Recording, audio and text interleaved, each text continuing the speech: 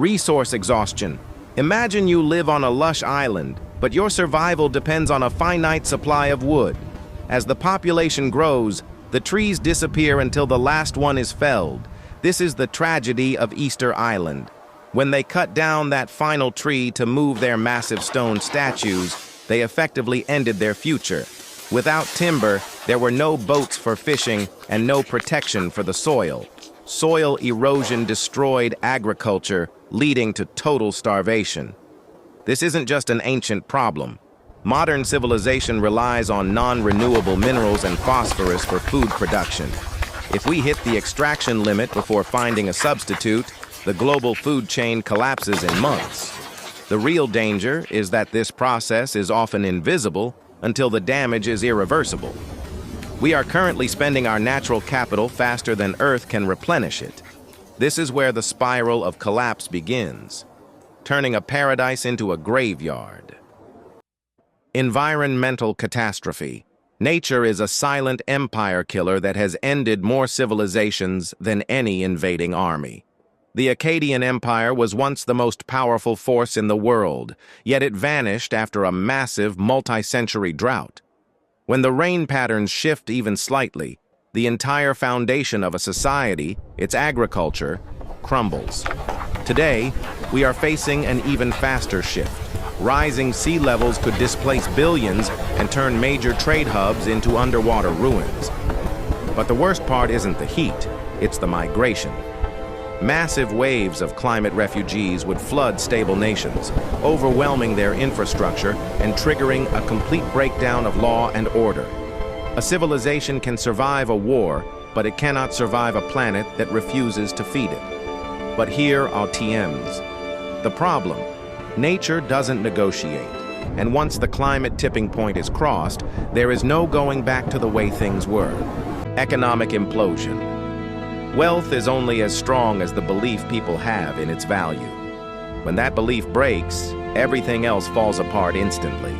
The Roman Empire attempted to pay for its massive army by debasing its currency, slowly removing the silver from its coins. Eventually, the money became worthless, trade stopped, and the complex economy retreated into primitive barter. In a hyper-connected world, this is even more dangerous. If the global debt bubble bursts, the electronic signals that represent your life savings could vanish overnight. Without a functioning currency, there is no logistics, no supply chain, and no basic services. People don't just lose their money, they lose the incentive to cooperate, turning neighbors into rivals in a desperate fight for survival. This is where it gets worse. The more complex the economy, the faster it shatters when the trust is gone. Unstoppable pandemics. Microscopic organisms are the ultimate disruptors of human history. The Black Death wiped out half of Europe's urban population, leading to a total reset of the feudal system.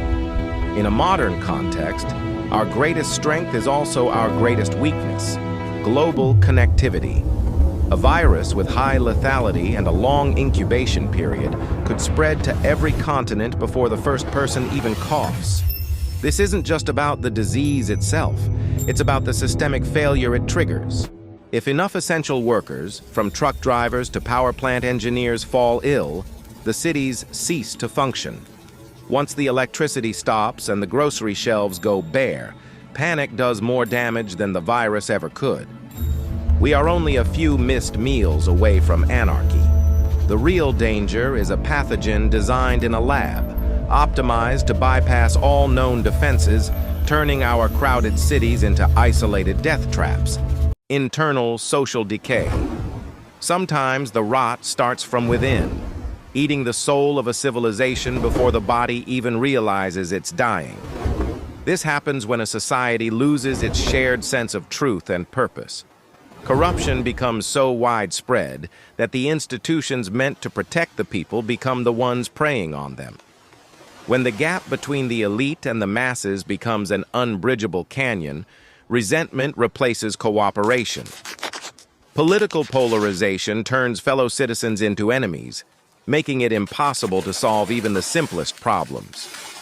Eventually, the bureaucracy becomes so heavy and dysfunctional that it can no longer react to outside threats.